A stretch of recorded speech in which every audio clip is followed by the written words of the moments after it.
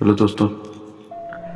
आज मैं आप सभी के लिए जो कहानी लेके आया हूँ बहुत ही इंटरेस्टिंग और रियल इंसिडेंट पे बेस्ड है।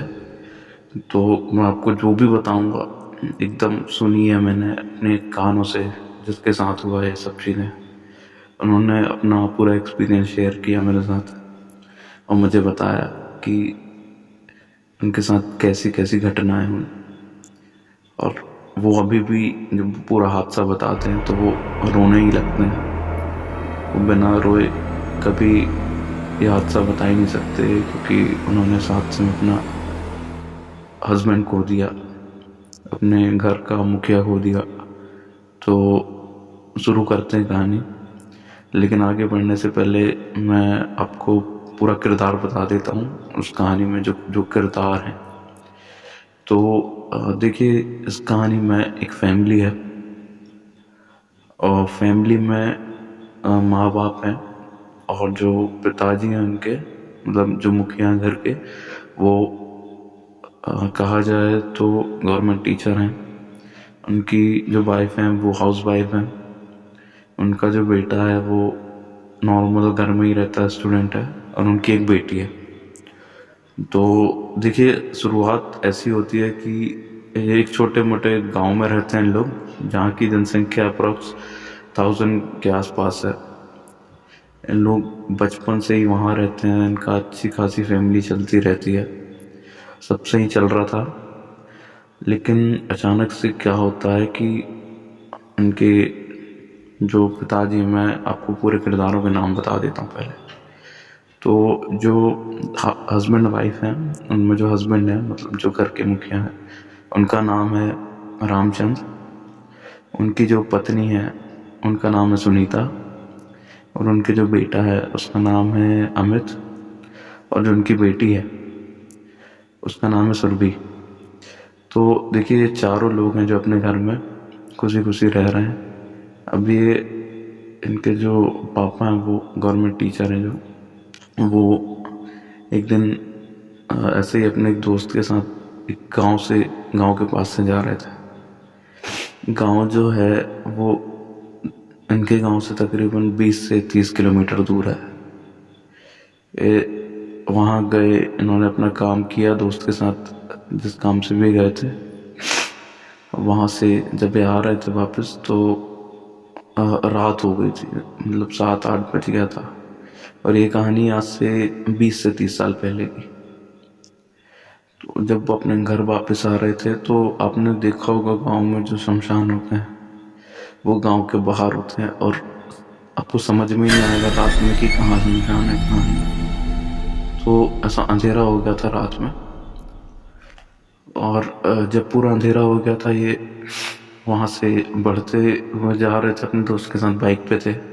उस टाइम इन्होंने नई नई बाइक थी उनके दोस्त के पास। तो वहाँ पे इन्होंने एक औरत देखे जो रो रही थी सड़क के किनारे बैठे हुए। और तो ये उतरे, पीछे बैठे हुए थे। उन्होंने अपने दोस्त से बोला कि बाइक रोको। ये गाड़ी से रुके और ये उतर के गए उस औरत के पास। और हमारे जो, जैसा आपने भी अपने घर में सुना होगा, हमारे बड़े बुजुर्ग भी हमेशा से कहते आए हैं कि कभी भी रास्ते पे किसी को टोका नहीं करते और अनजानों से ज़्यादा बात नहीं किया करते। लेकिन इन्होंने क्या पता क्या सोचा, और जाकर उस लेडी से पूछ लिया कि आप रो क्यों रही हैं। तो वो कुछ नहीं बोली, वो उठ के अपने चुपचाप पीछे मुड़ करके चली गई। लेकिन इन्हें नहीं पता कि वो इनके पीछे पीछे इनके घर तक आ गई। जब ये अपने घर आए तो फिर वो इनको परेशान करने लगी, इनको जगह जगह दिखने लगी।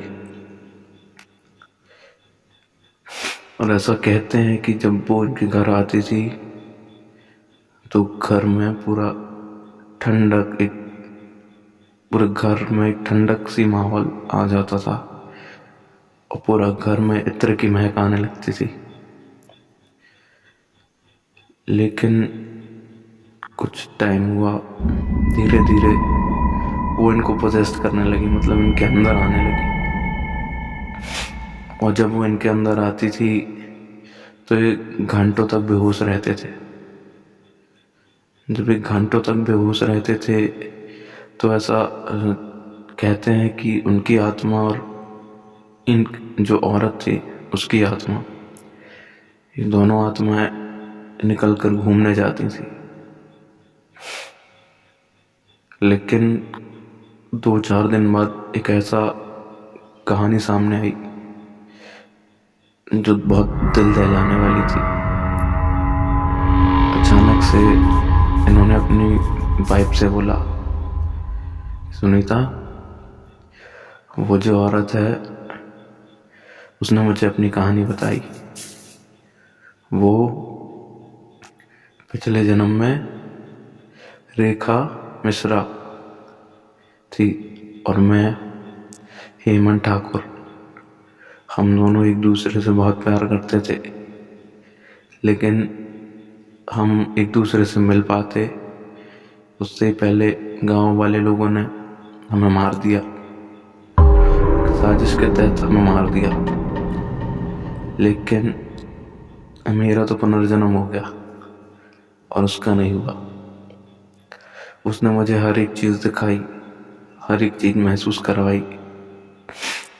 तब मुझे सारी चीज़ें याद आई। इतना सुन के इनकी मम्मी, जो दोनों बच्चे देख रहे थे, इनकी मम्मी बहुत स्तब्ध हो गई और अपने सिर पे हाथ पटक के रोने लगी। इतना बड़ा दुख आ गया था, लेकिन फिर उन्होंने ज़्यादा दुख नहीं करके ये सोचा कि वह तो एक आत्मा है और इनका तो जन्म हो गया है, और इनको भी समझाने की कोशिश की और ये समझ भी गए। तो इन्होंने अपने घर में पूरे परिवार से बात की। इनके जो भाई थे, मतलब बच्चों के मामा, और इनके जो चाचा थे, इनके जो बड़े पापा थे, उनसे बात की। तो सभी ने बोला कि हम मिलके एक रास्ता निकालते हैं, इनको चल के ठीक करवाते हैं किसी बाबा के पास।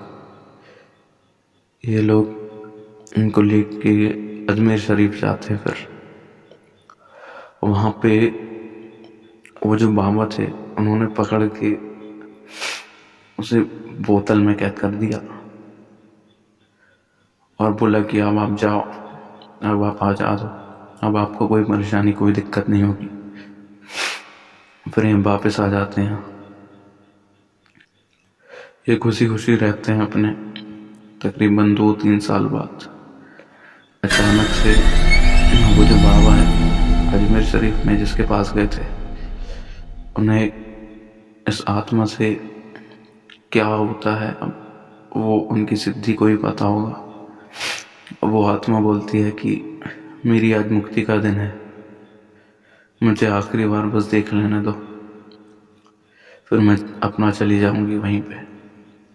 तो बाबा उससे कसम लेते हैं कि तू बता सही कि तू एक बार देखेगी और तू चले जाएगी, कोई दिक्कत परेशान तो नहीं करेगी। तो वो आत्मा जो है वो कसम खाती है और वादा करती है कि मैं सिर्फ एक बार देखूंगी और सीधा अपने मुक्ति की ओर चले जाऊंगी। तो ऐसा कहते हैं लोग कि जब वो आई इनके पास, इनके घर में इन्हें देखने के लिए आखिरी बार, तब पूरे घर में गुलाब का इत्र महक रहा था। घर में एक अलग सी खुशबू चल रही थी, बहुत तेज। और फिर वो अचानक से जो बेहोश हुए, तकरीबन 3-4 घंटे वो उसी अवस्था में रहे जैसे वो पहले रहते थे।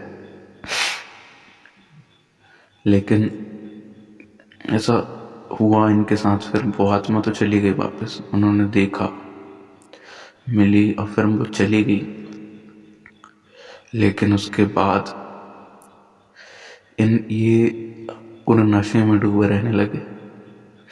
इन्हें लत लग गई शराब की।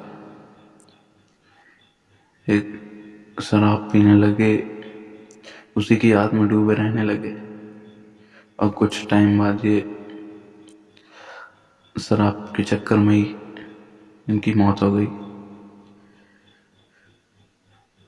ये पूरी कहानी जाता है क्रेडिट उन्हीं को जिन्होंने बताया है। दोस्तों, ये थी हमारी वीडियो।